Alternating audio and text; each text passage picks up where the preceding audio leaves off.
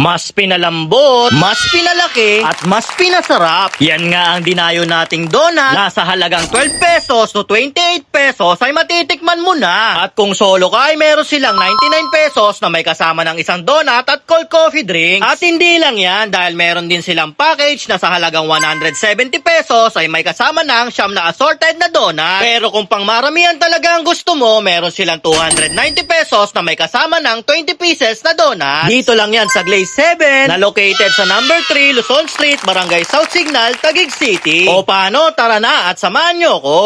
Uy, meron dito mga donut oh. Hello po ate, magandang hapon po. Sir, magandang hapon po. Ate, magkano yung donut niya dito? Meron po kaming 12 pesos to 28 pesos po. 12 to 28 pesos po. Opo, sir. Ito po yung mga ganito po, magkano po? Meron po kaming promo dyan, sir.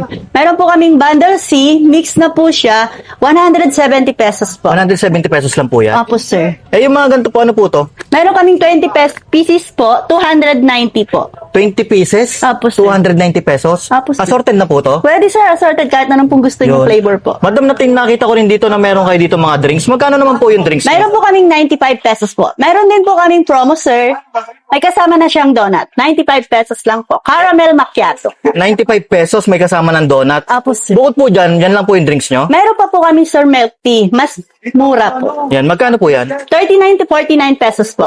Yun guys, no, magandang hapon sa inyo. Nandito nga tayo ngayon sa may Barangay South Signal at dinayo nga natin dito yung Glaze Heaven. Bali guys, meron sila dito mga murang donut na nag-range lang ng 12 to 28 pesos. Meron sila dito isang box na 290 pesos. Yan, meron na siyang assorted flavor ng donut. Yan, 20 pieces na yan guys. At hindi lang yan, dahil meron din sila dito yung isang box naman nila.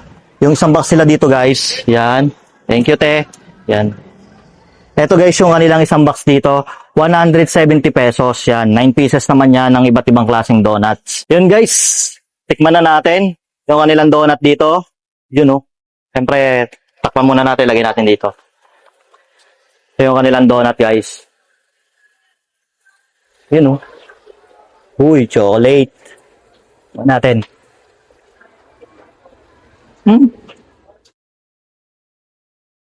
Masarap yung feelings nila. Tapos yung donut nila malambot talaga. Tapos tamang-tama lang yung tamis. Hindi siya yung talagang matamis talaga. Tapos, siyempre, tikman din natin yan yung kanilang drinks. Ito yung kanilang milk tea. Yun. Ano ang flavor to, te? Taro. Taro. Yun, meron sila ditong taro na milk tea. Yung, ano yung ugat ng gabi. Taro fruit. Taro root yan. Oops. No.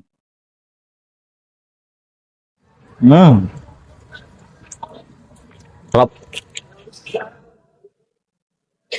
Bagay na bagay siya sa kanilang kanilang donut. Ayan yung kanilang donut. Ito yung kanilang donut.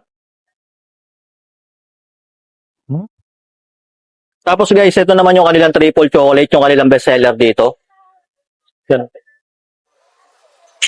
Uy, tikman natin. Yung kanilang dough. Para siyang lasang coffee, no? May pagka-coffee.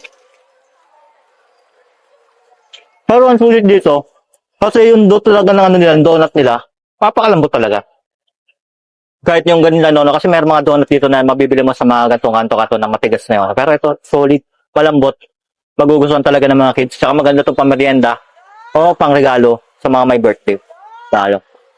Kaya guys, kung gusto nyo ng ganitong donut, no, na yung pang-party o kung meron mong pampasalubong sa inyong mga anak, dito lang ulit yan sa may Barangay South Signal, dito sa may number 3 Luzon Street. Hanapin nyo lang tong Glaze 7. Napakasarap dito guys, promise sulit.